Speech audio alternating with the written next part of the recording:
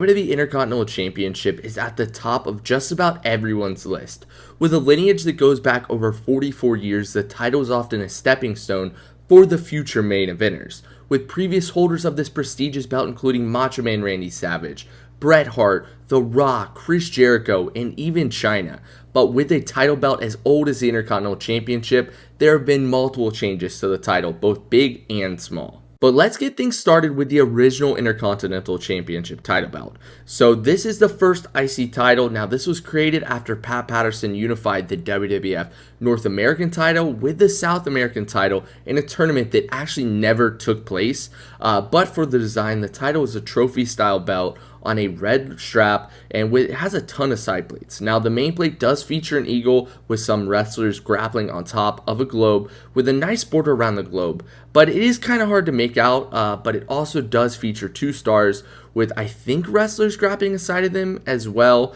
Now with most of these early WWE title belts, this belt was only around for like 1 year in 1979 before being replaced by this version, which is pretty similar to the previous design. It does have a few small changes. The belt keeps the red strap and the general shape of the side plates, but it does seem to have a different shaped main plate. It seems to go at a point now. It does have a thicker looking floral pattern and a thicker eagle. I do think these trophy belts do have a certain charm to them, but this title also had a short lifespan, lasting from 1980 to 1983.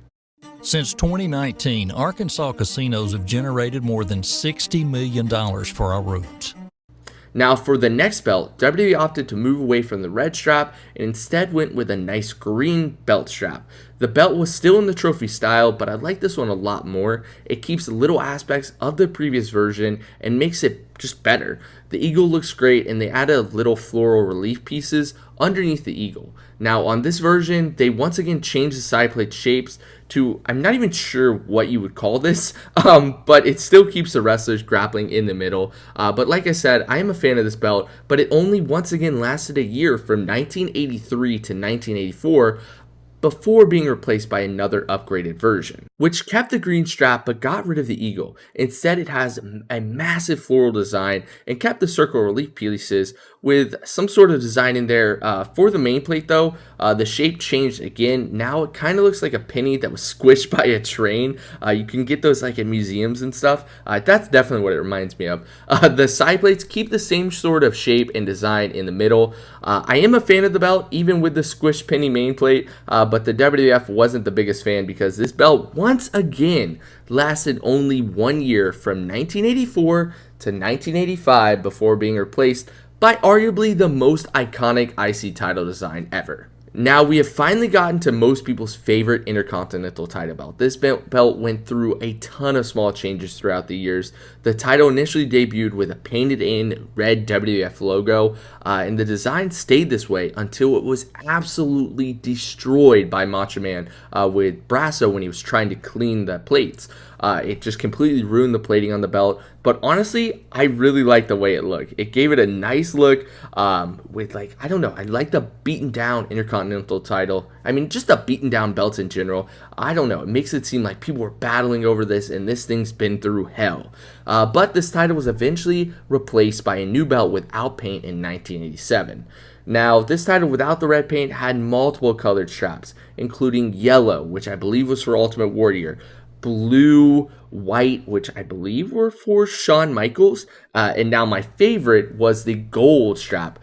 This was for Goldust. Now this iconic title design lasted from 1985 until 1998, so finally a belt lasting longer than like a year, 2 years, 3 years, and I mean, people love this belt. I mean, this is probably everyone's favorite Intercontinental title design if you ask them.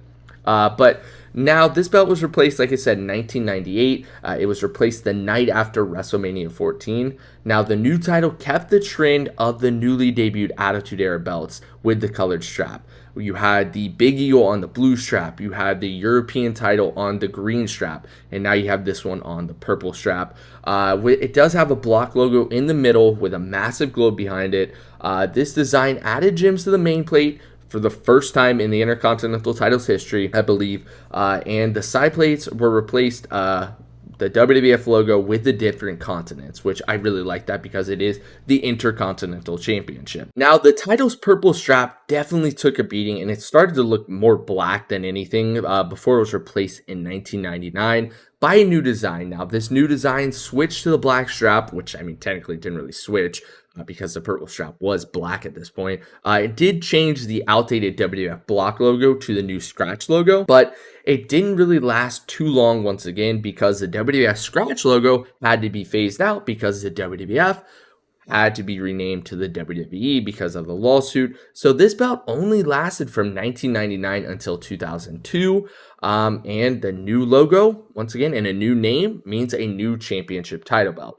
Now, the new WWE IC title, it's pretty much the same belt. It had a few small changes. I believe it's a little bit bigger. Had the new WWE logo. It has the World Wrestling Entertainment instead of World Wrestling Federation. But this time, it did add a nameplate at the bottom.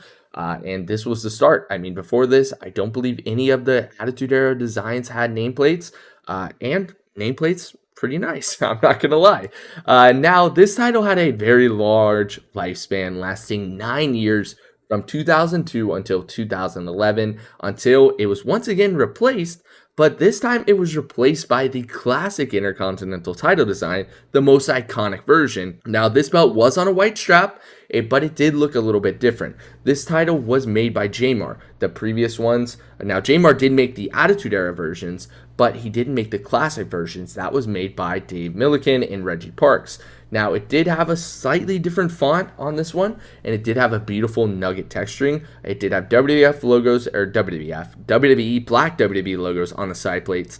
Now, I do believe the story goes that Cody Rhodes went and had this belt made on his own dime, but the actual title design was copywritten and owned by Dave Milliken and Reggie Parks, who then went and sent WWE a cease and desist, so they had to have a new title commissioned from Dave Milliken, which looks more like the classic design with the modern WWE logo.